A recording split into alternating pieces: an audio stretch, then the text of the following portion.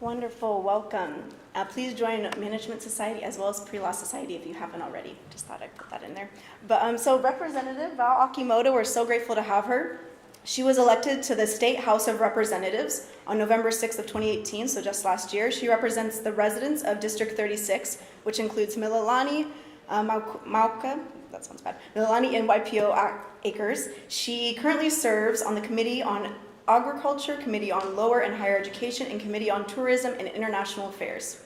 So prior to being elected to office, Representative Akimoto worked as a special education teacher at Makalapa Elementary School for 3 years and at Highlands Elementary School for 7 years. She has been an active member of her community by serving as a director and treasurer of the Mililani Town Association, board member of the School Community Council, and Mililani Ike Elementary School, team parent for Mililani American Youth Soccer Organization, and also served 4 years as the president of the local chapter of a women's organization for her church. She has obviously done so much in the community. She is a truly strong advocate for family values, her community, and serving others. She has been a resident of Mililani for over 15 years, and she loves the school, the safe community, and the extracurricular activities and opportunities for her daughters. She's grateful to call Mililani her home and strives to do all that she can to build an even better future for the community she serves and loves. And please listen to her words, ponder on what she says, because at the end there will be a question and answer section for you guys to ask any questions about her life, her experiences. Obviously, she's done so much in this community, so we can really, truly learn from her. And that is all. Thank you. Please welcome Val Akimoto.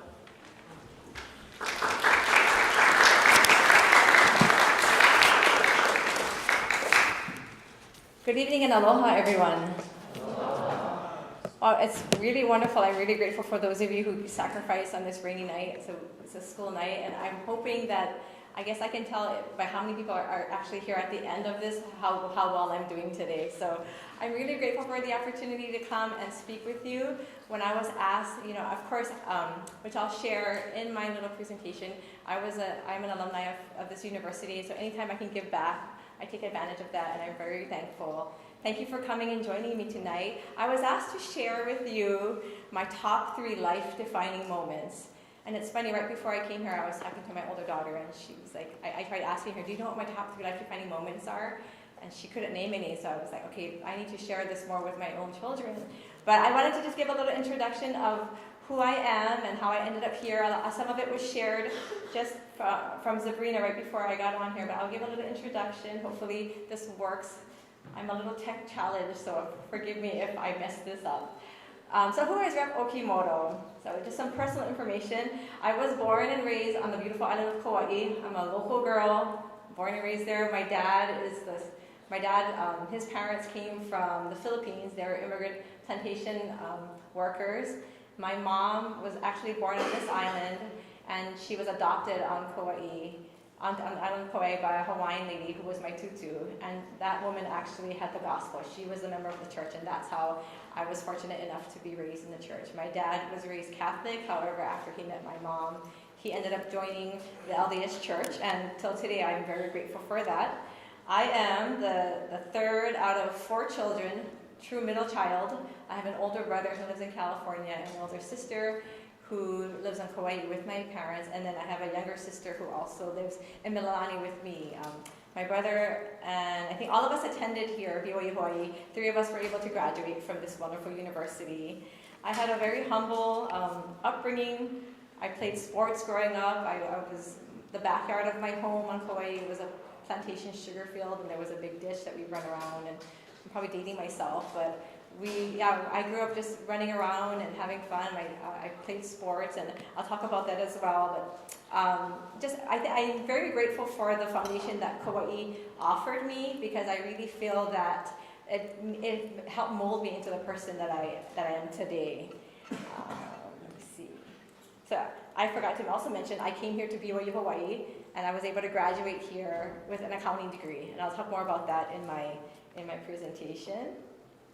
For my professional life, which was also mentioned to you earlier, I actually came and I got a degree in accounting. However, that wasn't very long-lived. I left that and became a special education teacher.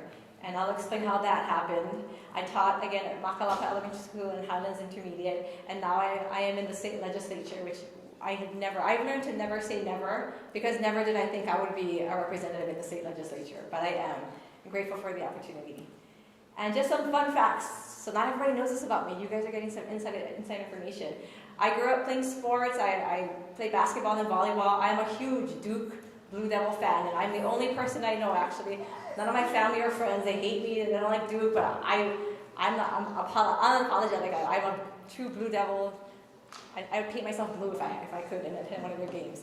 But I grew up playing basketball, volleyball, I ran track. I love hiking, I love going to the beach, camping. However, I also love to eat sweets. So it's kind of good that maybe that's why I have to exercise so much. So I can, every meal I have to end with a sweet. And I have this little hobby of trying to bake cakes. So those are some cakes that I made. If I wasn't a state legislator, I think I'd be a pastry chef / supper obis instructor. I think those would be my dream jobs. But I'm here before you, and I'm grateful again for the opportunity to talk about how I ended up in office. My first life-defining moment, and I ask for your forgiveness in advance. You know, this presentation is very near and dear to my heart. Since I've been in office, I've been asked to do several types of trainings or presentations. This one I think I spent the most time on because I really wanted you to know who I am, my heart, the core of me, and how I ended up. So I may be reading at times, but it's because I want you to I really want to convey the correct message for you. So my first life-defining moment. As far back into my childhood as I can remember, I had always wanted to serve a mission for the church. I am honestly not even sure when this started, because as far back as I can remember, I wanted to serve it. I was in primary singing earnestly, I hope they call me on a mission, and I remember this. And I know that, in my family, even within my family, I was the only one that had this overzealous ambition to serve a mission. So that goal became a reality during my junior year of college, right here at Brigham Young University of Hawaii. After waiting 21 long years, you guys are lucky because now women, you can go at 19. I had to wait till I was 21, but I received my mission call. So back then, in prehistoric times, there were no great reveals, there was no social media. In fact, I am absolutely dating myself. Right now, we didn't even have cell phones. I know, no cell phones. How in the world? I can't even leave anywhere without a cell phone right now. But we did survive. And let me just say, today, I think I'm grateful for the upbringing that I have. So without a cell phone, what was our world like back then? We survived. But one day, after waiting for my mission call, I checked my mailbox in the mail center here at BYU, Hawaii, because I was still a student here. And I came back to my dorm room at the time. Is there still Holly 1? I lived in Holly 1 for a little while. Is it still for the old single women? So I was a junior, and that's where, as a junior, you get to go to Holly 1, and that's what my friends and I were so excited. I was the only one in my group of BYU friends who went on a mission, but I waited for my closest friends to come back from class, and I got on my landline phone because we didn't have cell phones, and I called my family on Kauai. And it was at that moment of opening up that big white envelope that was just minutes earlier tucked into that little tiny mailbox that I read my mission call. I had been called to serve in the Philippines Cebu mission. Is anybody here from the Philippines? I know I met somebody earlier. I love the Philippines. I'm actually half Filipino. So thank you for being here. So what was mission life like? My mission started in February. And here's the date of 1997 at the Provo Missionary Training Center. You guys were not born yet, I'm pretty sure. Where I was taught of missionary life, the Filipino culture, the Cebuano language, because I went to Cebu, and most importantly, the importance of identifying, following, and teaching by the Spirit. I left the Provo MTC in April, a week before my batchmates. Let me just show you. Actually, no, I won't. I'm sorry. So in the Philippine missions, we were called batchmates. I'm not sure what other missions are called, but we're put into batches. And I actually had to leave a little early. If you want to hear a really fun, it's actually a kind of a scary story of how I left my batch early and kind of got snuck into the country. You can come and see me on the side later, but that's a whole other story. So how do you sum up a year and a half of a mission in a few minutes? The truth is, it is impossible. There is no way to truly explain what those 18 months back when I was a 21-year-old college junior did for me. I have endless amounts of stories of me finding, meeting, teaching, and serving the people of the Philippines. Till today, I get emotional about it. That's how dear my mission was to me. I have stories of the extreme trials I experienced when having to learn the language. Because when I first got to Cebu, I'll have you know that I didn't even understand the little children, and I thought for sure they taught me the wrong language in the MTC. I don't even understand the kids. But through much fasting and prayer and study, I was able to pick up the language. I couldn't even understand the kids, and the physical, mental, and emotional exhaustion that came along with the mission. Those of you who have been on missions can understand and empathize. Every waking moment was spent serving the people. But I also have stories of pure joy when connecting with people, seeing them truly change in their lives, accepting Christ, and finding lasting happiness in their lives as well. So there is a scripture in Alma, and I know that as missionaries, we have our mission scriptures. This was my mission scripture because I felt that I lived it for most of my mission. And I'm gonna ask for your indulgence in having me read it aloud. It says, "For behold, the Lord doth grant unto all nations of their own nation and tongue to teach his word, yea, in wisdom, all that he seeth fit, that they should have, that they should have. Therefore we see that the Lord doth counsel in wisdom according to that which is just and true. I know that which the Lord hath commanded me, and I glory in it. I do not glory of myself, but I glory in that which the Lord hath commanded me. Yea, and this is my glory, that perhaps I may be an instrument in the hands of God to bring some soul to repentance, and this is my joy. And behold, when I see many of my brethren truly penitent and coming to the Lord their God, then is my soul filled with joy. Then do I remember what the Lord has done for me, yea, even that he hath heard my prayer. Yea, then do I remember his merciful arm, which he extended towards me."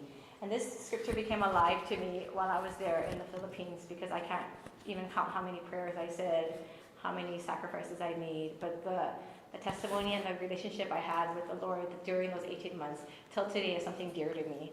So I'm going to show you some just fun things about my mission. And many times you hear the mission defined as the best 2 years or year and a half of my life.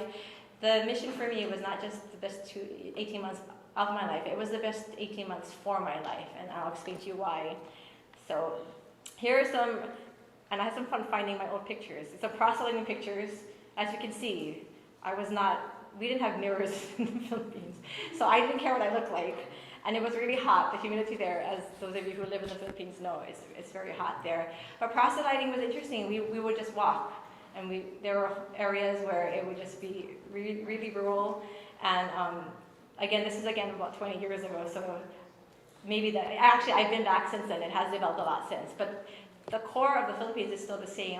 I served in areas where we had to hike up mountains and visit people in bamboo huts, and there were carabao as we proselyted. But for me, proselyting was something that I learned because it taught me sacrifice and hard work. It taught me the purpose of why I was out there. And again, proselyting for me was it's where I really felt my testimony grow, because it takes a lot of hard work to do it.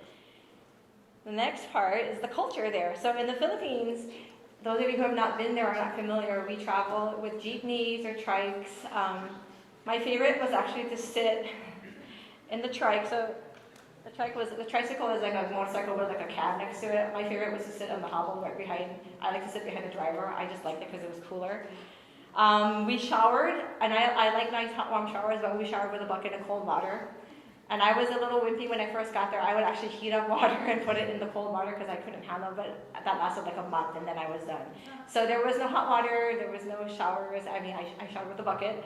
And we did a lot of shopping at mercados or open markets. We didn't have washing machines.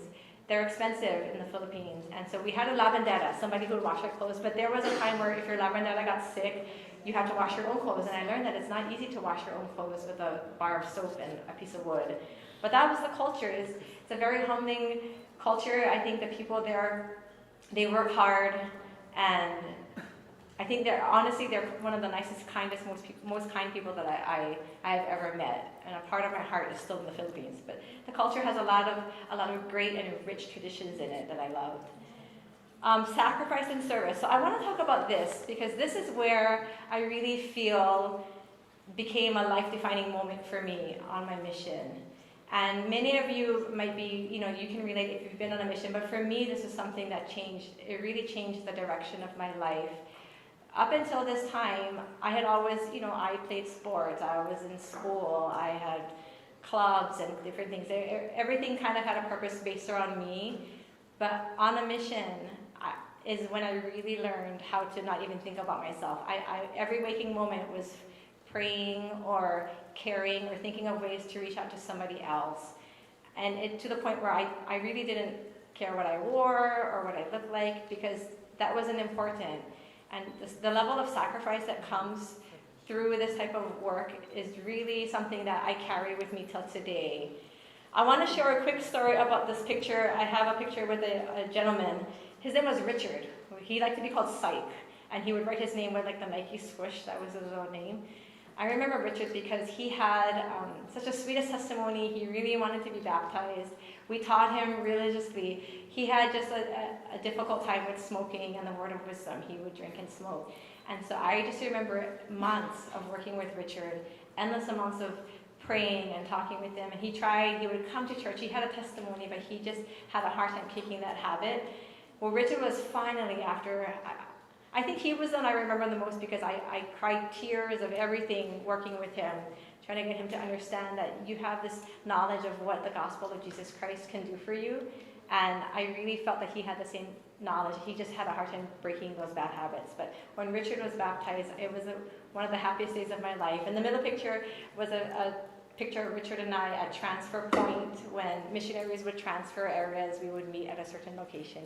And I saw this gentleman walking up, and I actually thought he was a missionary because I hadn't seen him in a few months. When I realized it was Richard, I became overcome with joy. I have lost touch with him since then. I have been home a while now, but Richard will always be an example to me of what true service and sacrifice was on my mission. Just other examples of we did CSP, the compassionate service. I wanted to end with this little quote here. It says, "Unless we lose ourselves in service to others, there is little purpose to our own lives." And the reason my mission was so important to me is because it was the one and only time where I didn't focus on myself. Unfortunately, when you come back to real life, you do have to worry about your education and your future, your personal life. But on my mission, I literally every moment of my waking life, even as I slept, I didn't think about myself or my well-being. It was about somebody else, and that was significant to me. And that's where for me it was a life-changing moment. Finally, the people. The reason a part of my heart is still in the Philippines is because of the people there. The Philippines, if you're not familiar with it, it is a third world country. There's a lot of, the rich are very rich and the poor are very poor. What surprised me and inspired me about the Filipino people is that despite their hard economic status and life situation, they are just so happy. And it taught me to really be grateful for the things that are really important, because having the coolest next, tech gadget or outfit is not the most important thing.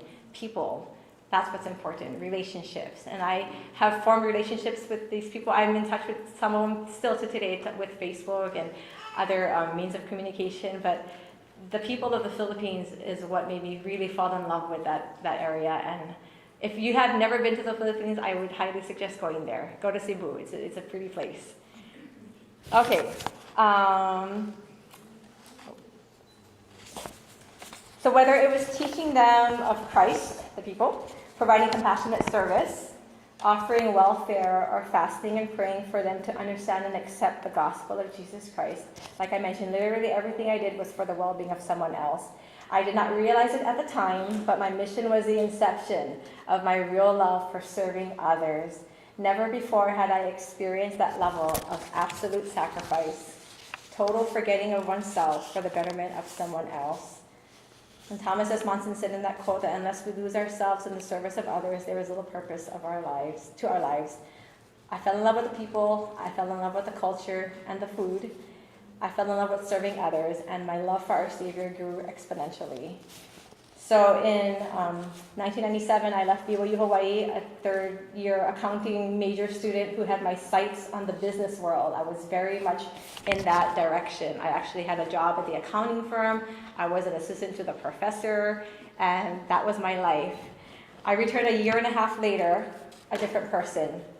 That single decision of mine to serve a full-time mission absolutely changed the trajectory of my life. It has been the best 18 years for my life. I'm going to do a little bit different here. I'm going to, in between, because I talk a lot and I like to hear. If you have any questions right now, please feel free. And if it doesn't work out, then I can take Q&A at the end. But do you have any questions about the mission or that part of my life?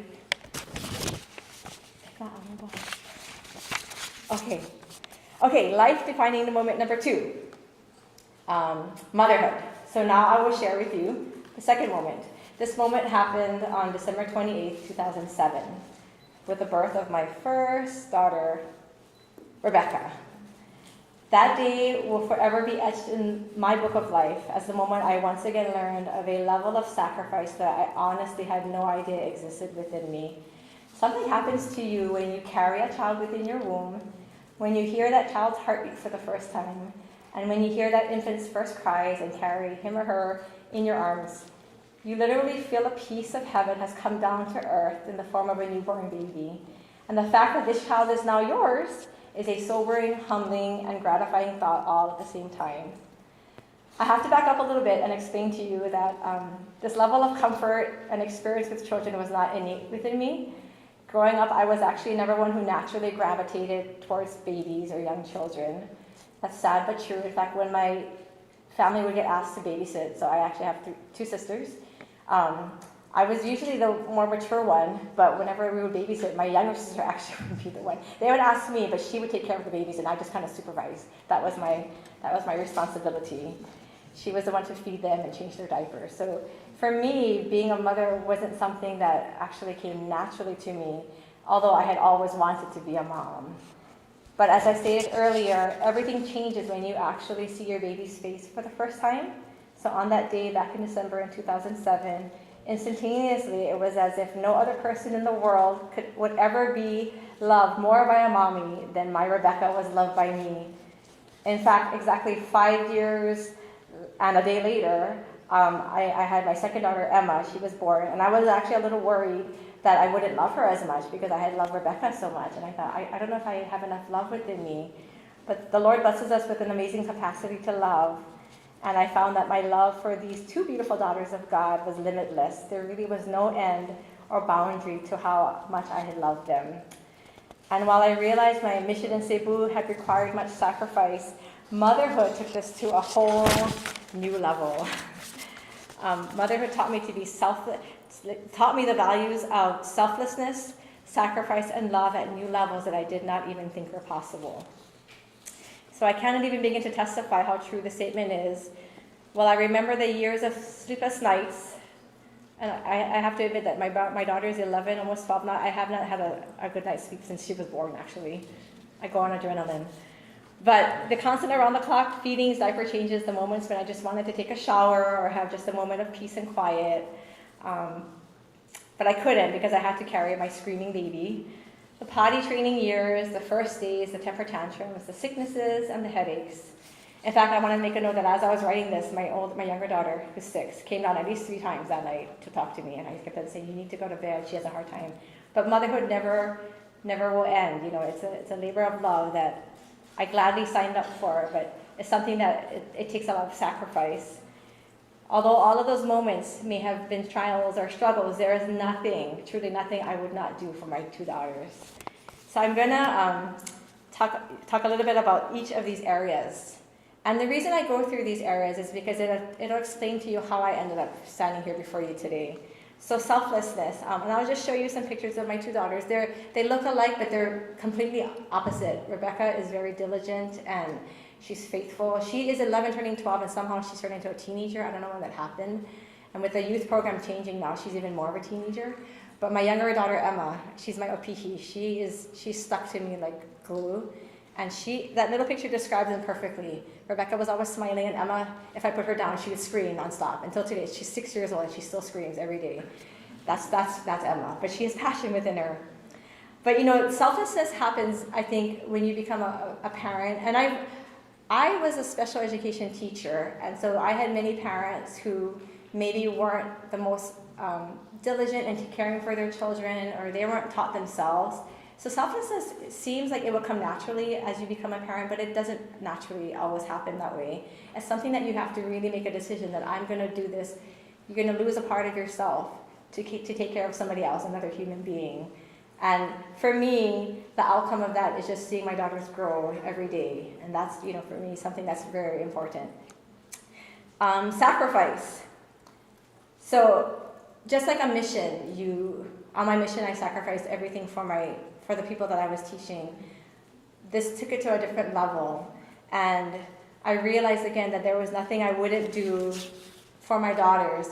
There was a moment, so my Emma girl, she's 6, almost 7, and again, I have friends tell me that, oh, she's your boy, because she's that crazy. She does crazy things. So on her 3rd birthday, my older girl was 8, she got baptized, and my younger girl was 3, and we had a birthday party combined, and after the party was done, she was bouncing in the bounce house, and she broke her leg, actually. So that's this bottom picture. But I remember we were waiting in the emergency room, and she just cried. And then usually if I carried her, she would stop crying, but it didn't work, and so I knew something was wrong. And it was in that moment that I had just an inkling, an idea of what our Heavenly Father felt when he saw his son, Jesus, our brother, hurting. Because I remember I think my heart went into like another portion that I didn't know existed. Like it hurt so bad to see her crying and hurting, and I just wanted to take it away, and I couldn't because we were just waiting and we didn't know what happened.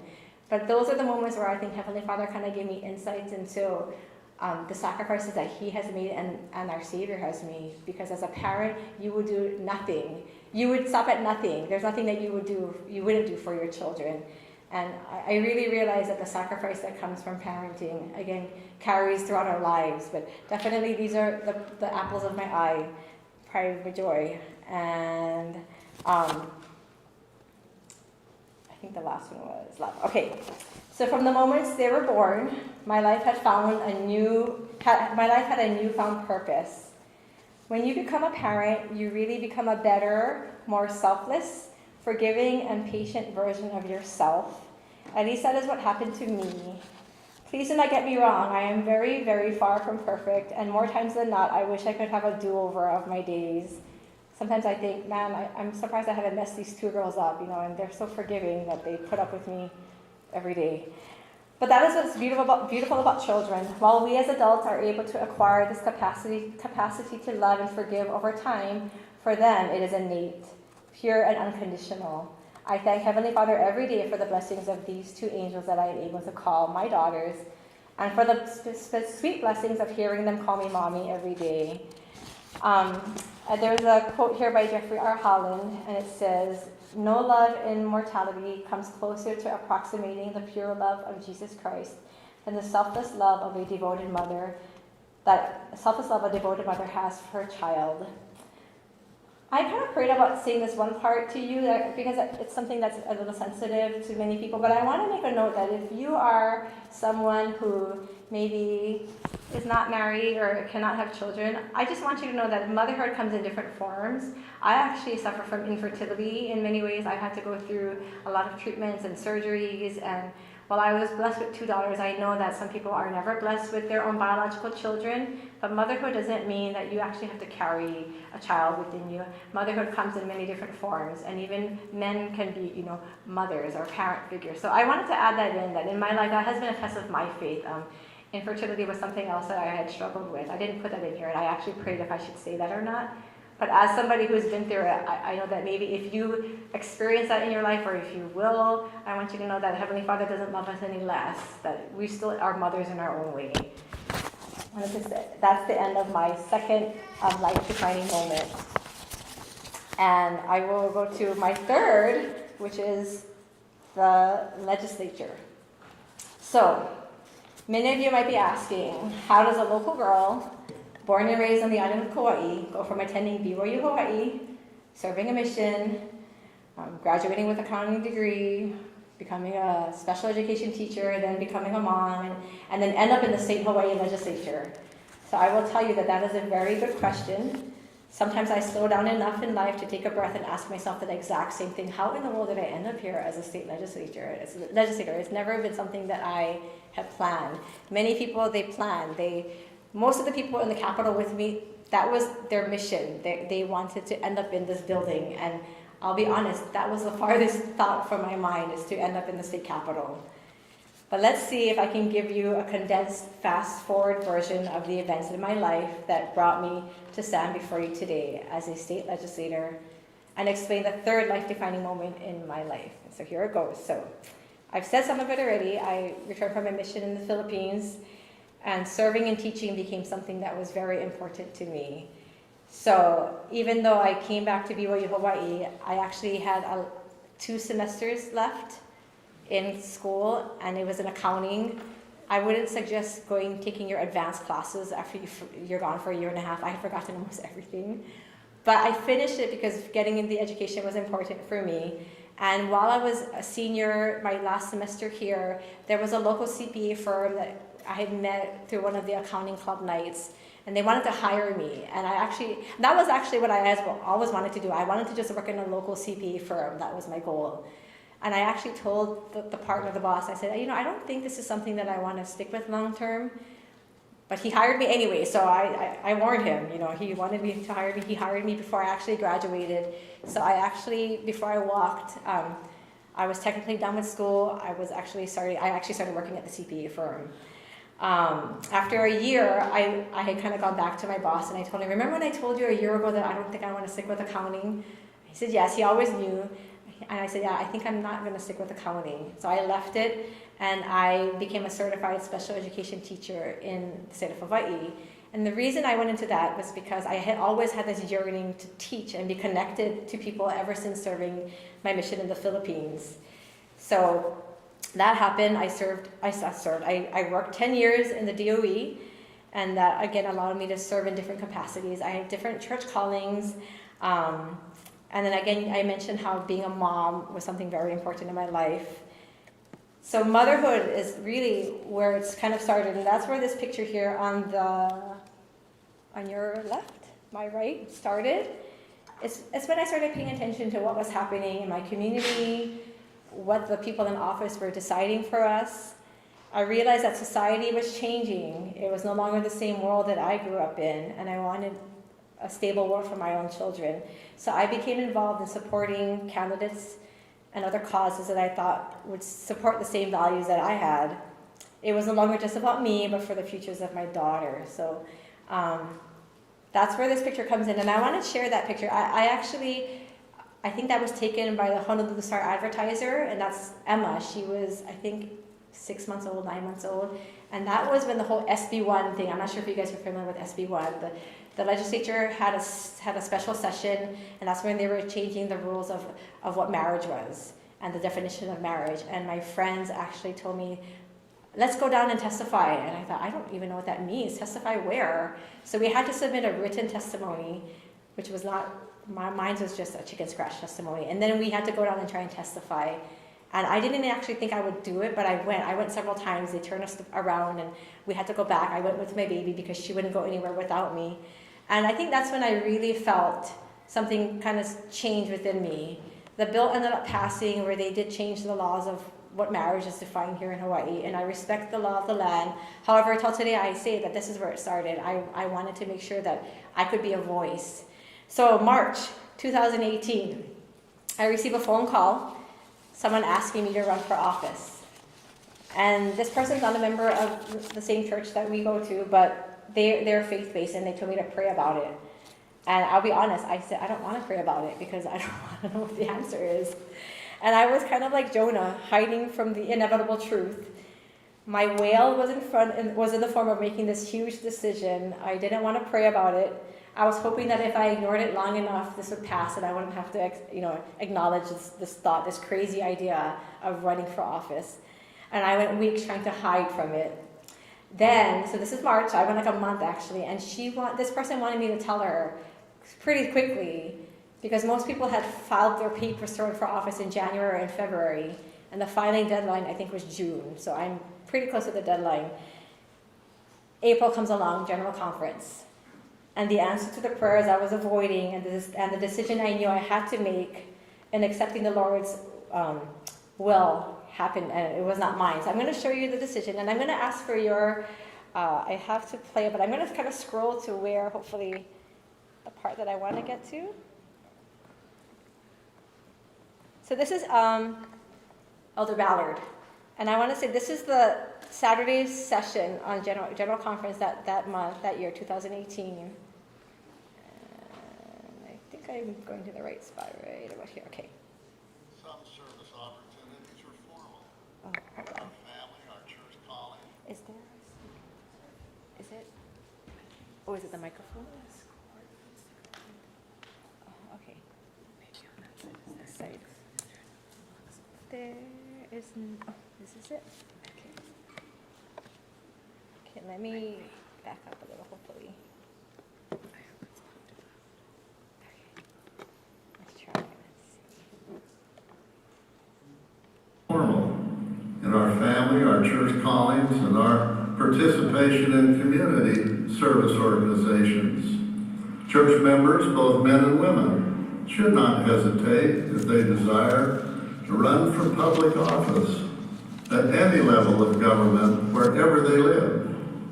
Our voices are essential today and important in our schools, our cities, our countries where democracy exists. It is our duty also as members to vote for honorable men and women who are willing to serve.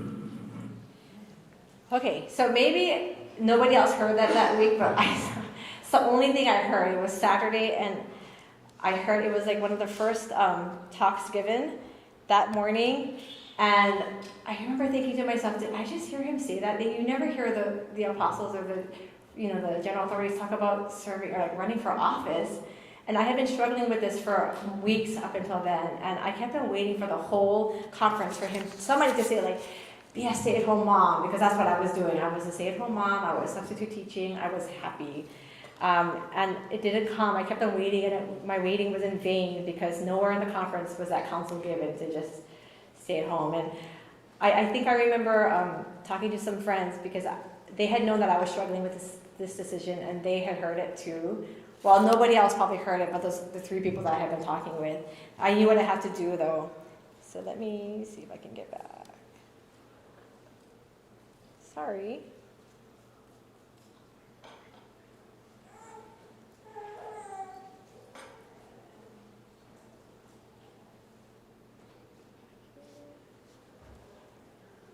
Okay. So, terrified out of my mind, because mind you, never, as I mentioned, had I imagined running for public office. Never did I think I would be a politician. In fact, till today I tell people I'm not really a politician.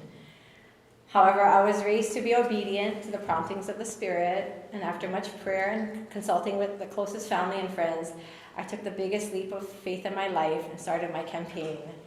So, let's see. Go past here. Okay. I was one of the last ones. It's in politics. It's called you file, and then you pull, and then you sign. So I had to pull papers. I was the last one to pull papers in my race. In fact, I started months after my opponents had already organized their campaigns committees. They had held fundraisers and started campaigning, and then I literally appeared. I'm sure they started worrying because I ran in Hawaii. It's a very blue state. Everybody runs as a Democrat. I ran as a Republican, which is confusing because in Hawaii, again, if you're born and raised here, you're not supposed to be a Republican. But I was, and I am. But I took that as something very serious. I ended up pulling my papers, and even though I was really scared, I went and did it. And, for me, it was something that was important because I had to be obedient to what the Spirit was telling me. So I started walking the talk. Many times, what politicians are known for is to say things and not back it up with action. And that's not the kind of person I am. So literally, my campaign was walk to every house in the district. And I live in Mililani Mauka, and a part of my district is Mililani Town, and there's a portion that belongs to YPO Acres, which is even lower. So Mililani Mauka is size-wise, geographically, it's not spacious. The other districts, they cover more land, but we have so many homes in this little area. It's crazy. And I knocked on every door that I could. I couldn't go to townhouses, but every door that I could, I knocked, and I I would introduce myself. I called it tracting. I said, I'm going to go tracting today. Nobody else knew what I was talking about, but it really was. It brought me back memories of my mission. And I thought to myself, thank goodness I went on a mission, because if I had to do this without that, oh my gosh. But I walked.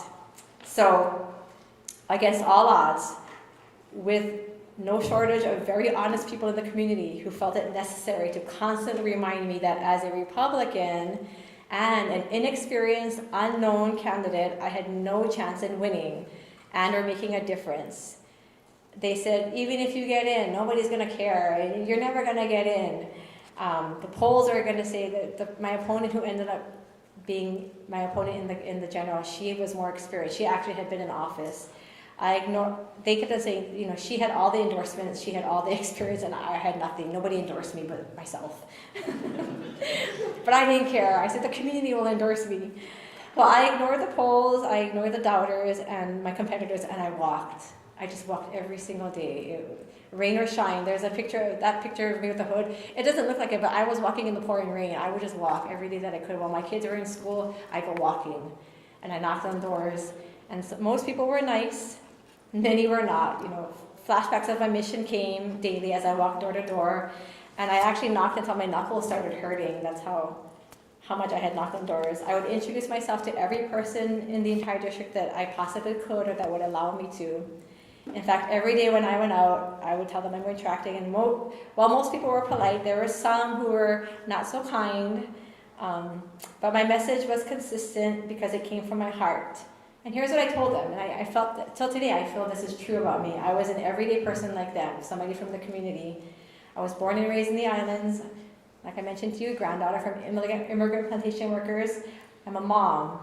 I'm a special education teacher. I value education. I wanted to be a voice for the community, for those who felt their voices were not being heard, and that government should be accountable and transparent, which is not the case in many states and probably not the case in even our state here in Hawaii. That was what I would tell them. So over the subsequent months, I could feel the Lord's hand guiding me through the campaign trail.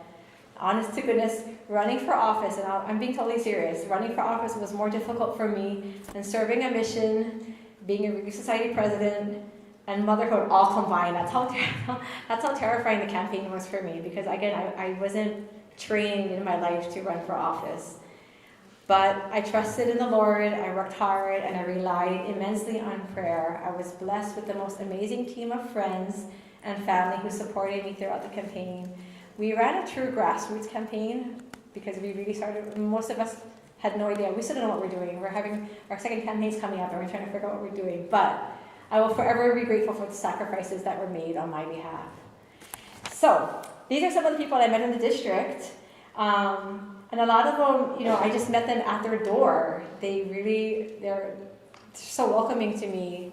This gentleman down here, Fudge, we call him Fudge. His name is Fajardo, but he sacrificed. He has a gym in the back of his house within my district, and what he did is he would help high school athletes, football students, who maybe didn't have money to go to the gym or hire a coach.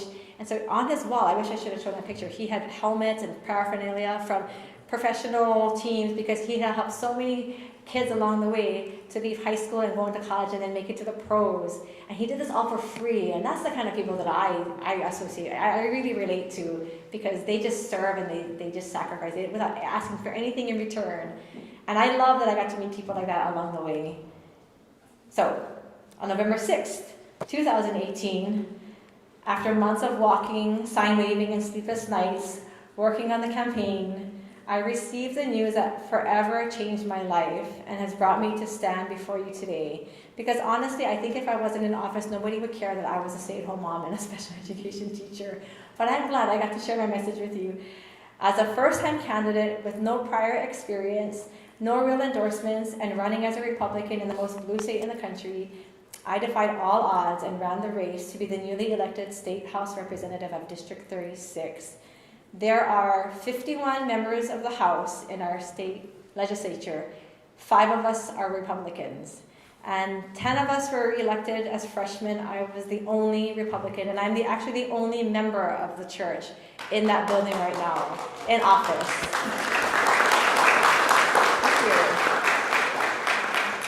So here are some pictures of me. I mean, I've had to become a little vain, which is not something I like to be. I've taken thousands of pictures since I've been in office because I need them, but it's hard to really explain. My true happiness comes from serving other people. And I love that. One of the things that I was told to be cautious of when I got elected was don't let your head get too big. And I keep on telling people, no, I'm really grounded. And it's because I lived in a foreign country for a year and a half. It's because I'm a mom, you know, it's because of the gospel of Jesus Christ that keeps me grounded. So no, it's been almost a year. I am not full of myself. I mean, you can ask my friends that are with me, that serve with me, that work with me. I keep myself pretty grounded, and I want to stay that way because I think we need more leaders like that in office, or just in general. We need leaders who are not going to let themselves get ahead and think too much, but really work for the people. So these are just some pictures. Again, I've been able to serve with really good people, and I've learned that even though, you know, we have this little I want to say an underlying battle between Republicans and Democrats. There are a lot of Democrats that actually carry the same values that we do, and it's good to be able to work with people across the aisle or people that maybe don't have the same exact values that you do. I've learned a lot. I've enjoyed serving the community, and most of all, I've been able to stand true on what I believe. Because I was told as a freshman legislator in one of my first committee hearings, freshmen are to be seen and not heard. And I thought, well, geez, that's not very encouraging. And I thought, well, good thing I'm a Republican because I can just vote the way I want to vote. I don't have to vote the majority if it's against what my constituents want and if it's against what I stand for. So that middle picture of me right there is something dear to me. As a freshman, again, I was the only one actually in my freshman class that would stand up. I think I have the record of this session of having the most votes with reservations and close to the most no votes. And again, as a freshman, you don't do that because you don't want to make anybody mad. But I learned that I can still stand for what I believe in and not do it in an angry or aggressive way, and I was able to do that. So this picture of me in the middle, I apologize, is one of the only, it was a planned floor speech, and I gave it because the bill that came to the House was for the decriminalization of marijuana. And this is, they say that, you know, it's a small portion, and, you know, they had all these statistics, and this bill went through it went through the whole session. And it was the only bill that I really felt passionate about standing up and speaking on. I had to write my speech because it's terrifying. There's 51 of us, our speaker, everybody's watching. I didn't want to mess up, but I gave a speech in opposition of this bill. Unfortunately, it ended up passing. And what concerned me was that this is kind of the segue into legalizing recreational marijuana, which I will always be against. But I always hold this picture dear because it was something that I was afraid to do, but I have to do. And sometimes being a leader, you have to put your fears aside and do what's scary, but what's the right thing to do. So that's why that picture is dear to me. I want to say this bottom picture, one of my staffers was going to be here tonight. I have my friend Paul with me, but another friend staffer was going to be here tonight. He couldn't make it. But I surrounded myself with really good office staff, and we became a family. And that's really how I was able to survive my first session as a freshman legislator, never having any experience in the building. But that's, you know, taking on a new title for me. I'll share a little story. When I first got to the building, I felt a little out of body because I was just a mom weeks before, and I had to work really hard to get into office. And I went into one of the trainings, and somebody called me Representative Omitomo, and I said, "Oh, you can just call me Val." And this person gasped. They were like, "We can't do that." And I had a hard time at first being called representative because I'm just Val, really. But I had to learn in the building, there's protocol, and so I was able to follow that. But I think I always tell myself I'm just Val because that building can get to your head, and titles can get to your head. Taking on a new title doesn't mean you have to change and you become better than everybody else, and that's how I do life. It's a title. When I go home, my girls don't call me representative. They're screaming, and they call me mommy, and they need attention, and that keeps me grounded. So, you know, in leadership, when you take on a new title, it's a title. Don't let it define who you are. You define who you are. Okay, I'm talking a lot, so I apologize. I am almost done, and I wanted to end with this last point. I kind of took the liberty of adding a special segment at the end on what is the perfect leader. Because you guys are all here as future leaders. Whether it's here in Hawaii or in your home states or your home countries, you guys are future leaders. And the reason you're here is because you have the potential, you have the power to do it. So I want to discuss, what is the perfect leader? I found a really great talk by President Spencer W. Kimball, and he actually gave it in a leadership message in 1977. Again, you guys were not born. But he said, where Jesus was selfless, they were selfish. When Jesus was concerned with freedom, they were concerned with control. When Jesus was concerned with service, they were concerned with status. Where Jesus met the genuine needs of others, they were concerned only with their own needs and wants. Where Jesus was concerned with the development of his disciples, they sought to manipulate mortals. Where Jesus was filled with compassion and balanced by justice, they have so often been filled with harshness and injustice. If you get the chance, there were so many great quotes in this wonderful talk. I would write this down. There's so many leadership qualities and skills and just topics to remember. So I would really recommend reading this talk again by Spencer W. Kimball on the perfect leader. I've learned that there is no perfect leader on earth except for our Savior, Jesus Christ. He was our perfect leader. And here are what I feel like, even though we will never be perfect, here are things that we can do while in our mortal states to become the best leaders that we can. The first is dare to stand alone. And I'm sure you guys have seen this, one of my favorite videos by President Monson.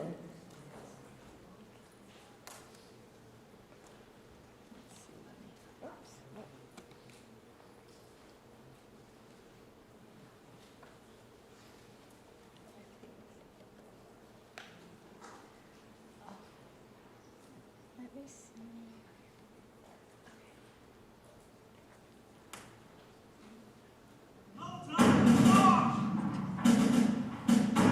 Navy boot camp was not an easy experience for me, or for anyone who endured it. For the first 3 weeks, I was convinced my life was in jeopardy. The Navy wasn't trying to train me, it was trying to kill me.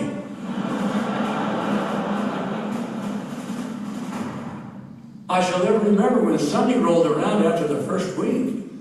We received welcome news from the chief petty officer. Standing at attention on the drill ground in a brisk California breeze, we heard his command. Today, everybody goes to church. Everybody, that is, except me. I'm going to relax. Sergeant Castries, you meet in Camp Decatur and don't come back until 1500 hours. Fall out!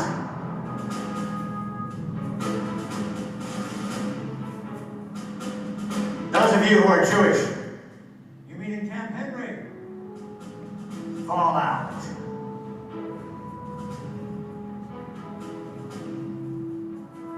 The rest of you Protestants, you meet in the theater at Camp Farragut.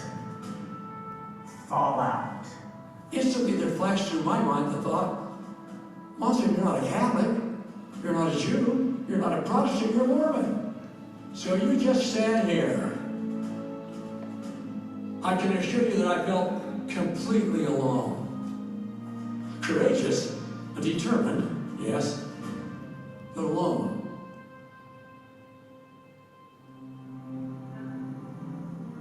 As we go about living from day to day, it's almost inevitable that our faith will be challenged.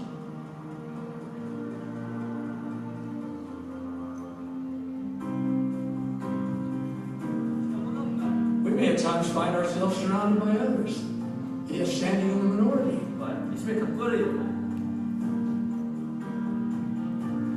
Or even standing alone concerning what is acceptable and what is not.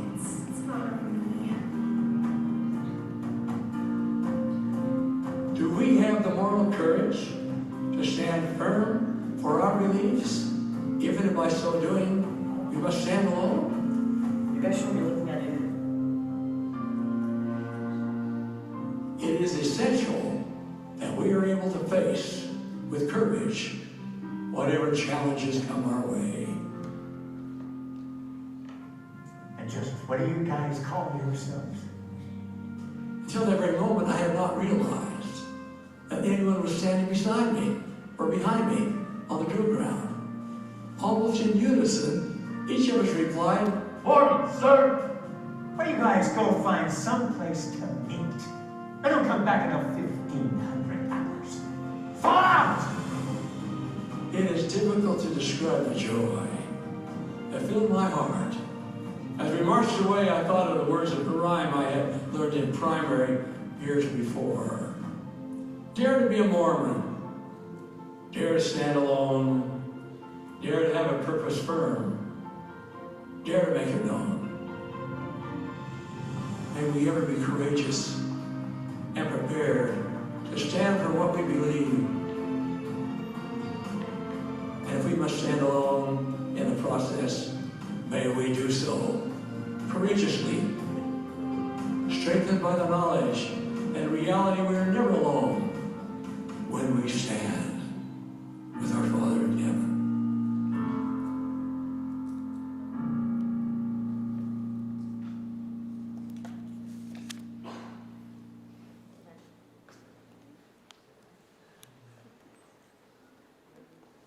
I really love that video because it's the heading of it, Dare to Stand Alone. In our lives, we have different areas where we're going to have to stand alone, whether it's with our peers, with the people that we work with. And in my line of work, I've learned that many times I have to stand alone. And right now, my seat on the chamber floor is actually in front of everybody. And I remember the first day where I was voting and I had to stand up and I was going to vote no or with reservations. And there's protocol you have to follow. And I remember just being so terrified because I'm in the front. And I can relate to President Monson because I remember thinking, oh my gosh, I'm going to have to stand up in front of everybody. This is terrifying. And I'm going to have to vote against somebody's bill. I'm probably going to make them upset. But it was something that I knew I had to do because I couldn't go on record without showing that I wasn't in support of this bill. In our lives, we have to stand alone sometimes. But if it's the right thing to do, always know that we're not alone. We're never really alone as long as we're doing the right thing. So I want to leave you with a little, all of you, if you're welcome to, I'm not going to force you, but I was able to, in preparing for this presentation, I sat down and I was counseled by, I got accepted into this program with another, it's a bunch of young leaders in the state of all areas, and I got accepted into the program. It's a fellowship, and one of the leader told us to, or not the leader, but the organizer of the president of this organization, he told us to make our own isms. And so I came up with 12, and with the help of my staff, we call them Val's Views. These are 12 things that I realized define me as a leader. You don't have to agree with all of them, but it really has helped me to define who I am, the kind of leader I want to be, and hopefully it'll inspire you and others to take suit also. So if you don't mind, I would like to read it, and you all get to go home with one. I'd be glad to share them with you. Here are the things that I've learned in my life, what makes me a leader, the things that I hold on to. First is to show respect. Show the same respect to others that you desire from them. It's pretty much the golden rule. I've learned that as a representative, other representatives, they don't always treat their staff nicely. They treat them like staff. I treat my staff like family because that's who they are to me. And we go through a lot together. And I feel like a lot of the success that we had during this session was because I treat them with respect. Be inquisitive. Always ask questions and always ask. The worst answer you can hear is no. So I get told sometimes, like, don't ask. I'm like, well, the worst you can tell me is no. And if they say no, then I'll know that's the answer. But if you never ask, you're never going to know. And don't be afraid to ask questions. Next, persevere. Something that I'm very nice, but I almost thrive in opposition. When somebody tells me I can't do something, I kind of thrive in those settings. I'm very competitive. So when somebody shows you an opposition or tells you you can't do it, thrive in those settings. Don't give up. I find that in those are the moments where you really come out of your comfort zone and you grow. But also show humility. Be humble in victory and gracious in defeat. Something I learned in playing sports from my dad, who was my coach. It's good to be a winner, but great to be a loser. Show them the respect. If you lose, do it graciously. Have integrity.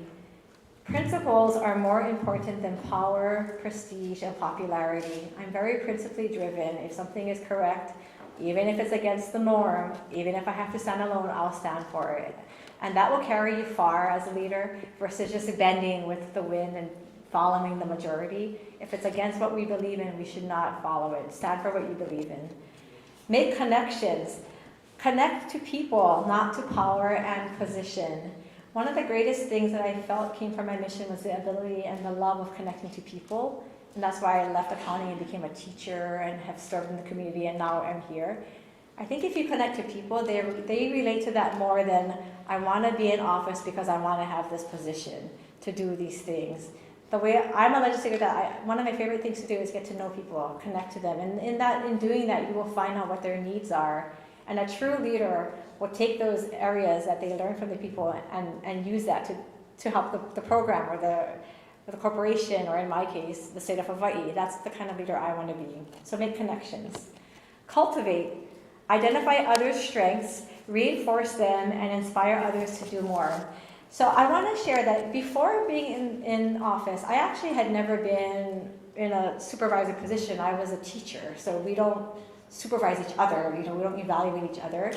But I actually, had to hire my office staff, and in doing so, I realized that people come with different strengths. So my office manager, his name is Jamie, he's really tall. I call him my Yoda, my policy Yoda. This guy knows everything about legislation. But the guy doesn't take pictures well. He hates being in social settings, so when I take him to events, he actually hates being in those things. So I have other friends or other staffers come and help me. Jamie will come only if necessary. Other people feel like, no, you should make Jamie do this because that's his job. He's your office manager. Well, I view leadership in a different way. I feel like I know what his strengths are, and I will use it to his advantage as well as mine. And I motivate him. I inspire him to do other things, because if you don't come out of your comfort zone, then you're always going to be in the status quo. But don't make other people be what they're not. Look at what they have, what their strengths are, and really, reinforce that. I think that's how you can get the most out of people. And in doing so, you inspire them to try new things. I lost my place. I'm sorry. Yeah. So identify other strengths, reinforce them, and inspire them. Have a voice. Even if you're just one voice, make your voice matter, as well as listen to others' voices. So I was told again as a Republican, you're just one voice. You're never going to make a difference. I told myself, even if I'm one voice, I am one voice to stand for what I believe is right. And that's one voice that can influence other voices. So never feel like your voice is not strong enough or not big enough or not, it doesn't quantify enough. Your voice matters. But also listen to the voices of the people around you. Listen to the people that you're working with that serve above you, below you, or with you. One of the things in my campaign was, I'm your voice. I am the community's voice, because people will come to me and say, can you go find out this, or what about this? And I think in government, many times, the people don't feel like their voices are heard. I feel like I'm just an everyday person. I want those voices to be heard. Take it easy. Never take yourself too seriously. Be brave enough to laugh at yourself. Again, don't be afraid to make mistakes. Laugh at yourself every once in a while. Be grounded. Surround yourself with loyal friends and family who will tell you the truth, not just what you want to hear. It's easy. Again, in my position, everybody will tell you what you want to hear. If you ever get to come to the Capitol with me, and I invite all of you to come and visit me, it's a different world. I have to get used to. Everybody knows who you are. They call you by your title. They kind of worship the ground you walk on. And I think if you're not grounded, that will get to your head, and you'll get a false sense of identity. Be grounded. I have friends that tell me, if you change, I'm going to slap you in the face. And I'm like, please do, because I don't want to become somebody I'm not. And so you want somebody who will tell you the truth, not just what you want to hear. Inspire. Remember those who came before you, appreciate those around you, and inspire those who come after you. And be accountable. Be quick to admit your mistakes, and even quicker to forgive others for theirs. So these are just things that I live by in my life. Again, you can take some and use some. I find that they've been helpful in defining the kind of leader that I want to be. I really want to encourage you to make your own, I call them isms. What kind of leader do you want to be? And you might take some things that I mentioned and make it your own. But above anything, I would like to close, by sharing that there have been many life-defining moments in my life. Some have been big, others small, but all nonetheless important. My mission, motherhood, and now being elected into the Hawaii State Legislature have been, to this point, the three that I decided to focus on. I realized that those moments describe the core of who I am and who I continue to strive to be. I know that the reason I'm standing before you today is because God has a plan for me, just as He has a plan for all of you. In your own rights, in our own rights, we will all become leaders. What we do with those leadership opportunities will be up to us, and that will determine the path our lives will take. May we always remember to be humble yet driven, competitive yet respectful, a leader but also a team player, have courage but also compassion, and above all else, have integrity. Remember, dare to stand alone. So mahalo for letting me speak with you today. I will gladly take any questions at this time.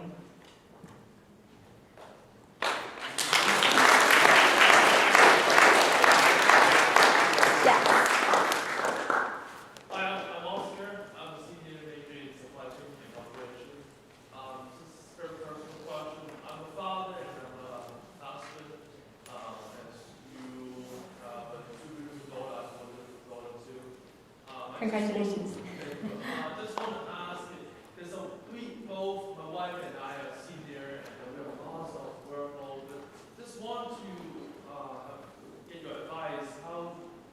What's your advice for me to how to balance our life? Like we have work, 19 hours per week, and we have study, and we have baby family. What is your advice for me to balance my life?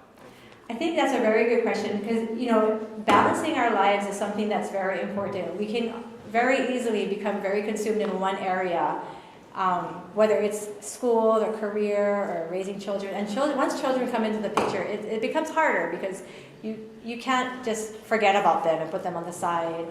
I would just do that. I would balance. I would schedule. I would make it a point to say, this is the time I'm going to focus my energies on my children, or this is the time I'm going to focus my energies on my schoolwork. I have to, this is not healthy, but I put my kids to bed and then I work on everything. But that has been how I've functioned. But I think you always want to be able to prioritize. What's the most important thing? Church service has always been something important to me, as well as I'm sure it is for many of you. But you never want to lose yourself in the process. So in balancing everything, take time for yourself, because if you become unhealthy, then it's not healthy for the rest of your life, your spouse, your children. I would definitely make time for your marriage. If you can combine ways of fulfilling a responsibility in church or with work, including your children, in it. It's a fine line. You have to find that balance. If you feel like you're ever giving up too much of yourself, pull back, because you really have to reassess what your priorities are. And sometimes there are many great things that we're doing, but if it's at the expense of our children or our health, then it's something that we should really pull back on. And I always take it to the Lord also, pray and ask Heavenly Father, what is the best thing for me? But one thing I would suggest, again, because you're very scheduled, you have a lot going on right now, schedule. I would schedule and make time to go to the temple, make time, to be with your children. If that gets lost, then really nothing in our lives, career or anything will be more important than what's going to happen to the futures of our children. I hope that answers your question. Thank you. Any other questions? Yes. Hi, my name's Juliana. Hi, Juliana. What has been the biggest challenge for you since being elected into office, and how are you able to overcome this? One of the most frightening things for me after being elected into office was the fact that I had absolutely no idea what the legislature was going to be like. And there are times, I mentioned some of it, we're on committees. I mean, the pace of the session, we have 60 days to get everything to law or not law. And that pace was really hard because you're there from start to finish, and there really is the learning curve is very, very steep. It's, one of my colleagues calls it, it's like drinking out of the water fire hose. You stand there and you're just getting blasted. I was able to overcome that by hiring the right people, surrounding myself with the right people. I really am grateful for the staff that I had this past year. A lot of it, again, and I thank the Lord for that, because I really feel like His hand was in even that. But I think one of the things that I've tried really hard to do, again, is to stand for what is right, but also not upset people. I think many times politics can be divisive and polarizing, and I'm trying to find a way to let people, and people know that I'm not an angry person. We may have different views, but we respectfully disagree. And so for me, finding that way, that balance to stand for what I believe in, but also not change who I am, that's something that I've tried really hard to do, and I've been focusing on that. Thank you. I hope that answered your question as well. Any other questions? We can take one more question. Yeah. If not, I'm leaving my contact information up here for you. And I want to leave with a little thing. And I bought these pencils actually because I do a lot of school visits, and I thought, oh my gosh, college students are not going to want to have a pencil that like you got to sharpen with a manual sharpener. But then I thought, I really want you to have this. Because for me, the pencil keeps me grounded. It reminds me of my childhood, but also reminds me of my children now. It reminds me of being humble, never being so full of ourselves that we need the most cool gadget or pen or this is not, we're above this. But I have a pencil here for you, and I'm not even sure if you guys have pencil sharpeners here. If you don't, go get one. Or just keep it with you. Have this pencil be a reminder of somebody, this is how I see myself. I want to stay grounded in who I am, never become so full of myself or so advanced that I can't remember the simple things in life. So I'm going to leave this with you as well as my values, and thank you so much for coming, and I just want to leave this with you in the name of Jesus Christ, amen.